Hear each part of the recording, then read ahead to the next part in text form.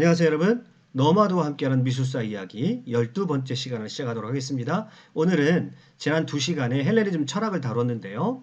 오늘은 본격적으로 헬레니즘 미술에 대해서 살펴보도록 하겠습니다. 지금 보이는 이 사람이 로마 폼페이우스 도시에서 발굴되어진 알렉산더의 모자이크 벽화입니다. 오늘 알렉산더로 인해서 만들어졌던 대제국 헬레니즘 제국과 그 시대에 만들어진 미술에 대해서 살펴보도록 하겠습니다. 먼저 오늘은 여러분이 이 세 사람의 조각상이 있는데요. 각각의 시대를 대표합니다. 첫 번째 사람은 페리클레스, 두 번째는 알렉산더, 세 번째는 로마 시대의 카토라고 하는 사람인데요. 이 세 조각상의 시대적인 특징을 오늘 알 수 있다고 한다면 오늘 강의에 대부분 여러분이 이해하셨다라고 보면 되겠습니다. 먼저 알렉산더에 대해서 살펴보도록 하겠습니다. 이 알렉산더는요, 20세에 마케도니아 왕이 됩니다. 그리고 23세에 동방원정을 떠나가지고요, 33세에 병사할 때까지 동서양을 통합하는 인도 북부까지 정복하는 대제국을 건설했던 역사상 가장 유명한 정복군주의 한 사람이라고 할 수 있겠는데요. 특이하게도 그는요, 전속화가나 조각가를 대동해서 다녔다고 합니다. 알렉산더는 자기 자신을 아킬레우스나 헤라클레스의 후손이라고 생각을 했고요. 신화 속에서 있는 영웅의 삶을 자신이 다시 살고 있다라고 생각을 했다고 합니다. 특별히 그는 호메로스의 일리아드를 굉장히 좋아해서요, 그 책을 베개 삼아 잘 정도로 그렇게 가까이 했다고 합니다. 그래서 그는 자신이 마치 영웅적인 삶을 살기 위해서 태어난 사람이라고 자기 자신을 의심하지 않고 믿었다고 합니다. 심지어는 이집트를 정복하고 난 이후에는요, 자기가 실제로 파라오가 된 것 같은 그런, 지금으로 따지면 약간의 과대망상증이 좀 있었던 것 같아요. 그래서 자기 자신이 그리스 신화에 나오는 영웅으로, 또는 이집트를 정복할 때는 정식으로 파라오에 등극해서 전쟁 중에 신이 되어버린 사람입니다. 그가 전속화가나 조각가를 대동했다라고 하는 것은 무엇을 의미하냐면, 자기의 이런 이미지를 관리하기 위해서 그때그때마다 조각상과 그림을 그리기 위해서 전속화가를 데리고 다녔다고 합니다. 자, 이 모습이요, 알렉산더 대왕의 조각상입니다. 이 조각상의 특징을 보면 일단 다른 조각보다 목이 굵습니다. 굵은 목을 하고 있고요. 지금은 코가 깨어져 있습니다만은 뚜렷한 이목구비를 가지고 있고요. 그 다음에 머리가 수려합니다. 이게 실제 이런 머리가 갖기가 상당히 어려운데, 여성보다도 더 풍성한 머리를 가지고 있습니다. 아주 수려한 헤어스타일은요, 당시에 고귀한 신분을 상징하죠. 이 인물은 알렉산더라고 하는 그 사람의 신성, 또는 알렉산더가 가지고 있는 영웅적인 면모를 우상화시켰다라고 얘기를 합니다. 자, 신화 속의 영웅의 모습으로 자신의 모습을 우상화했습니다. 말씀드렸던 대로 전속 조각가들을 데리고 다녔습니다. 그래서 그 지역에 맞게 그 지역의 사람들이 생각하는 신의 모습으로 자신의 모습을 그리거나 조각상을 만들었다고 합니다. 이 조각상들을 보시죠. 여기도 전형적으로 그리스 미술의 전형적인 이상화한 모습을 보일 수 있는데, 그리스 조각의 특징은 뭐냐면 보편적인 인간의 모습을 이상화시켜서 가장 인간다운 인간, 가장 아름다운 인간으로 이상화시키는 것이 그리스적인 특징인데, 거기서 한 걸음 더 나가서 알렉산더의 모습은요, 신의 모습으로 우상화시킨 것을 볼 수 있습니다. 때에 따라서 조각의 모습이 좀 다르기도 하죠. 그것은 현지화 전략을 써서 현지의 사람들이 생각하는 가장 이상적인 모습을 조각으로 그렸다고 합니다. 자, 이 모습을 보시면 이 조각상에 뿔이 달려있는 것을 볼 수 있습니다. 판신입니다. 판신이 머리에 뿔이 2개 달려있는데, 일반적으로 판신은 풍요와 번영을 상징하는 신입니다. 그래서 그 지역의 사람들이 풍요와 번영을 상징하는 그런 신으로 뿔이 달린 조각으로 나타나기도 합니다. 알렉산더의 흉상 또는 조각품을 만든다라고 하는 것은 이와 같이 한 개인을 우상화시킨다고 하는 것이죠. 그를 거의 신화 속의 영웅이나 신들의 모습으로 형상화시켜서 사람들이 그를 바라보면서 신으로서의 존경심을 갖도록, 그래서 일종의 통치술로서 조각이 이용된 것을 볼 수가 있습니다. 자, 이것은요, 클래식기의 조각하고는 좀 다른 면모를 보이게 되는데요. 자, 지금 클래식, 즉 고전기의 아테네 황금기를 이끌었던 사람이 페리클레스죠. 이 페리클레스 시대의 그리스에는요, 민주주의가 발달해 있었기 때문에 이 민주주의 하에서는요, 살아있는 개인의 두상을 만들지는 않습니다. 그러니까 민주주의는 알렉산더와 다르게 개인을 우상화하지 않습니다. 그래서 클래식기의 아테네에서는요, 개인의 두상을 만든다고 한다면 개인의 입장을 만든다고 한다면 그것은 그 사람이 민주주의와 관련돼서 어떤 업적을 세운 사람이나 특별히 개별화된 그런 조각상을 만들고요. 일반적으로는 신화의 내용이나 신들의 모습을 조각한다라고 볼 수가 있겠죠.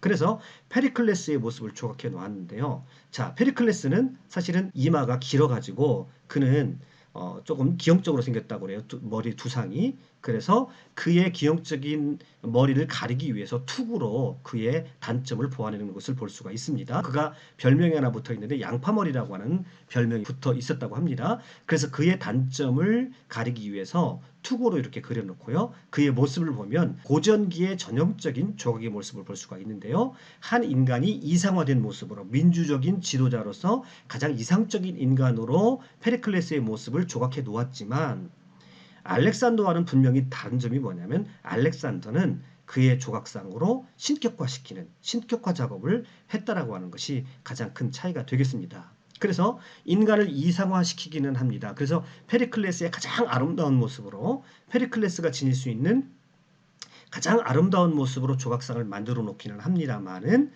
그러나 그 조각상 자체가 신격화시키기 위해서 그렇게 만들어 놓은 것이 아니고 민주주의, 공동체를 위해서 기여한 사람의 업적을 기리기 위해서 이런 조각상을 만들어 놓았다라고 하는 것이죠. 그리고 웬만해서는 개인의 조각상을 잘 만들어 놓지는 않습니다. 그러니까 아테네의 전성기에 조각상, 어떤 사람의 조각상을 만들어 놓는다는 것은 그 사람은 민주주의와 관련된 업적을 세운 사람이다라고 하는 그런 의미를 가지고 있게 되는 것이죠.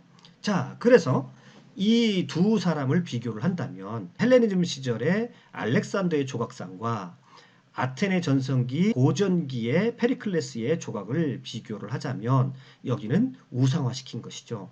보통 이렇게 풍성한 머리, 아주 수려한 그런 머리카락을 가지고 있고요. 그 다음에 이목구비가 뚜렷해서 그리고 목 자체가 아주 두껍게 표현이 돼서 그의 모습이 마치 신에 가까운 우상화된 인간의 모습이라고 한다면 고전기의 페리클레스의 조각상을 보게 되면 가장 보편적인 인간, 이상화된 인간이고 민주주의의 발전에 기여했던 가장 아름다운 인간이라고 하는 그런 의미를 담고 있는 작품이 페리클레스의 흉상이라고 할 수가 있겠습니다. 자, 페리클레스의 흉상과 로마 시대의 흉상을 비교해 보면요, 확연히 차이가 납니다.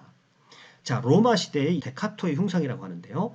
아주 그 사람의 모습에 대해서 사실적으로 묘사하는 것을 볼 수 있습니다. 여기는 공동체성이 이 작품 안에 배어 있다라고 생각하시면 됩니다. 그래서 민주주의를 지켜냈던 민주주의의 전성기를 이끌었던 페리클레스에 대한 존경심을 표현하고 있고 그 다음에 그 페리클레스를 가장 보편적인 인간의 이상화시킨 모습으로 조각을 했다라고 한다면 이 로마 시대의 작품을 보면 아주 극히 개별적이고 사실적이라는 것을 알 수가 있습니다. 그러면 왜 로마 시대에 이런 흉상과 조각상을 이렇게 사실적으로 그렸을까요? 이것은 로마의 정치 체제와도 밀접하게 관련이 있습니다. 로마 시대의 귀족들은요, 노블리스 오블리주를 가지고 있습니다. 그래서 그들은 귀족이 되었다라고 하는 것은 그들이 대중에 대한 책임을 가지고 있다. 또 그들은 높은 신분을 가지고 있는 사람들이면 그 신분에 합당한 책임감을 가지고 있어서 대중들에게 무엇인가 좋은 일을 해야 된다라고 하는 그런 노블리스 오블리주를 가지고 있었습니다. 그래서 그들은 내가 당신들을 위해서 이렇게 기여하고 봉사를 합니다. 나는 대중들에게 이렇게 헌신을 합니다. 라고 하는 자신들의 개별성을 드러내주기 위해서 자신들의 모습을 극히 사실적으로 조각해 놓고 있는 것을 볼 수가 있습니다.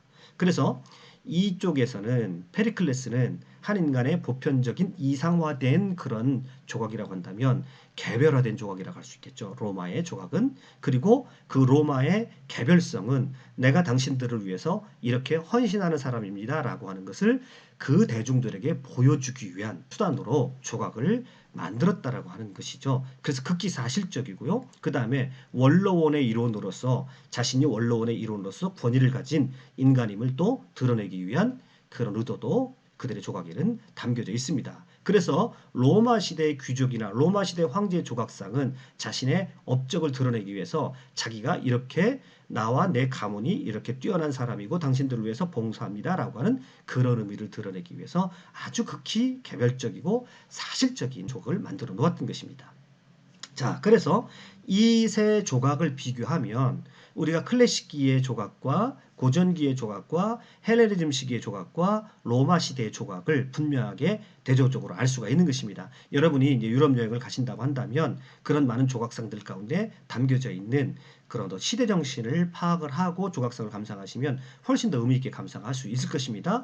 자, 페리클레스의 이 조각은 당대의 민주적인 공동체성을 담아서 가장 아름다운 인간, 보편적인 인간, 민주적인 정신을 가장 잘 표현할 수 있는 그런 이상화된 인간이라고 한다면 알렉산더, 헬레니즘 시대 알렉산더의 조각은요.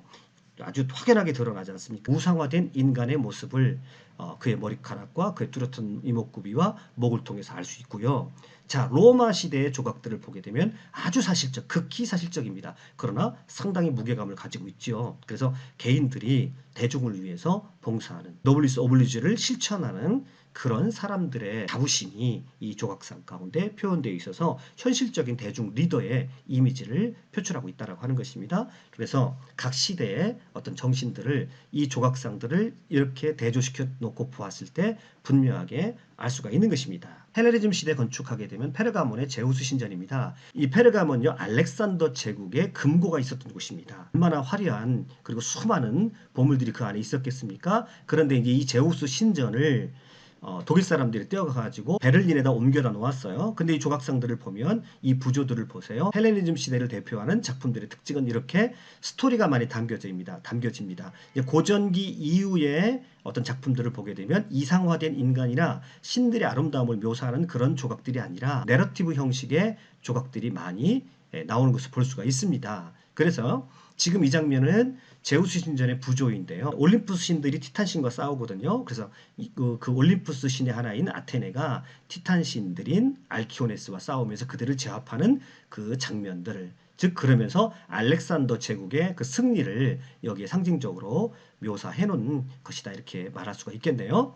자, 그래서 헬레니즘 미술의 특징은 뭐냐면 내러티브적인 그런 성격을 강하게 띠고 있고요. 고전기에 비해서 이야기 형태가 많이 가미가 됩니다. 그리고 극적인 성격을 가지고 있습니다. 우리가 극적이다 그러면 어떤 상황이나 사건이 마치 연극을 보는 듯한 긴장감이나 감동을 불러일으키는 그러한 순간적인 어떤 강렬한 인상을 담고 있을 때 우리가 극적이다 이렇게 말을 하거든요. 그래서 헬레니즘 미술의 특징은 무엇보다도 극적이라는 것이죠. 자, 너무도 유명한 작품이죠. 라오콘 군상입니다. 이 라오콘 군상의 배경은 트로이 전쟁을 배경으로 하고 있는데요.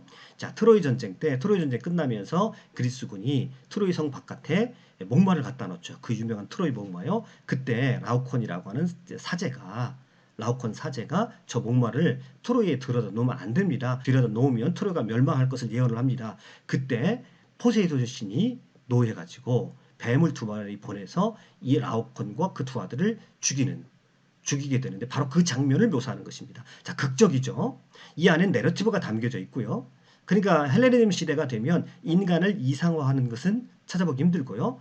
가령 조각상을 한다 그러면 알렉산더의 조각상 같은 경우는 우상화하는 작업이고요. 그러면 나머지 평범한 사람들의 이야기를 그린다 또는 사람들의 조각을 한다라고 했을 때 내러티브 형식을 띠게 되고 그 안에는 아주 극적인 어떤 순간 사람의 감정을 폭발시키거나 사람들로 하여금 각성시키는 어떤 중요한 포인트들을 잡아서 그 순간을 묘사하는 작품들이 주를 이루게 됩니다. 그 대표적인 게 바로 라오콘 군상이죠. 자, 뱀에게 물려서 고통을 겪고 있는 죽어가는 라오콘의 그 모습이 너무도 현실감이고 극적입니다.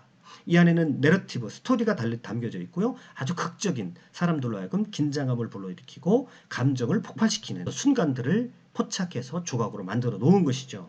자, 제가 앞에서 이 헬레니즘 시대의 철학적인 사조를 얘기했을 때 굉장히 불안해하고 고통스러워하는 그런 시기였다. 욕망의 좌절을 겪는 시기였기 때문에 헬레니즘 시기에 굉장히 유행했던 철학이 그들에게 위로를 주는 스토아 철학이라든지 에피쿠로스 철학 같은 사람들에게 개인의 평화와 안정을 줄 수 있는 행복을 줄 수 있는 거대 제국에 의해서 소외된 개인들의 어떤 감정을 치유하는 것에 중점을 두었다.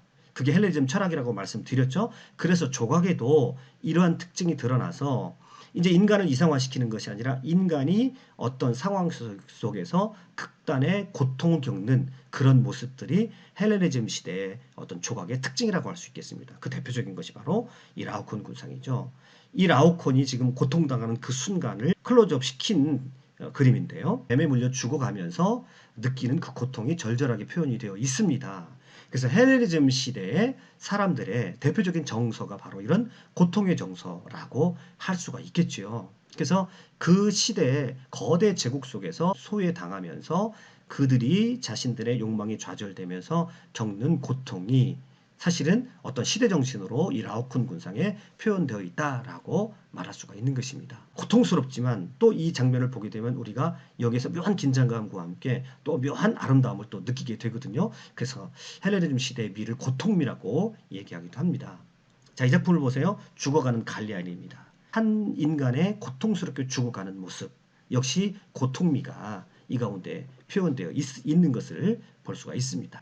자, 말씀드렸던 대로 이 헬레니즘 시대의 미술은 극적이라고 말씀을 드렸죠. 어떤 짧은 순간에 사람으로 하여금 긴장감을 불러일으키거나 어떤 감정 상태를 고양시키는 그런 특징을 가지고 있다. 지금 사모트라케의 니케, 우리가 흔히 나이키라고 하죠. 승리 여신입니다. 승리 여신을 조각해 놓았는데 루브르 박물관에 가면 이 두 작품이 이제 전시되어 있는 것을 볼 수 있습니다. 자, 그런데요.